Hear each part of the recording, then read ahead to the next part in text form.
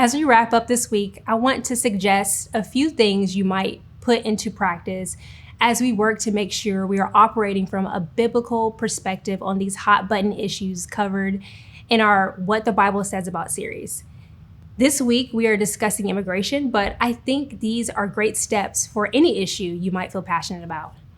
First, watch your news intake. This is true regardless of your political leaning.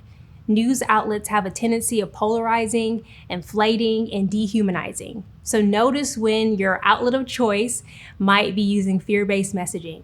Ask yourself whether they are dehumanizing those at the center of the issue or those on the opposite side of the issue from their opinion. This can easily be a recipe for distorting your view of the world. Secondly, just as we talked about previously, humanize the issue. Immigration is a human issue. Familiarize yourself with actual people and stories of immigration. Lastly, be a voice of reason. It is beyond easy to get sucked into debates about some of the topics we're covering here online, in person, or even at the dinner table.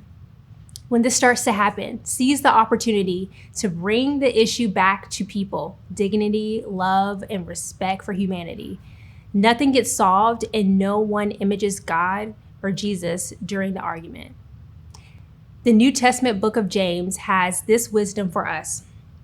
Understand this, my brothers and sisters. You must all be quick to listen, slow to speak, and slow to get angry. Human anger doesn't produce the righteousness God desires. Our anger, especially in the midst of an argument, doesn't bring about anything that God desires.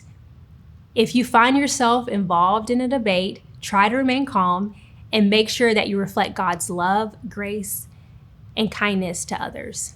Just consider what a different conversation it would be if a person who called themselves a Christian would reflect God's heart on even this one issue. Be the first in your circle to take this step of faith in living a life that puts God's vision of the world before your own.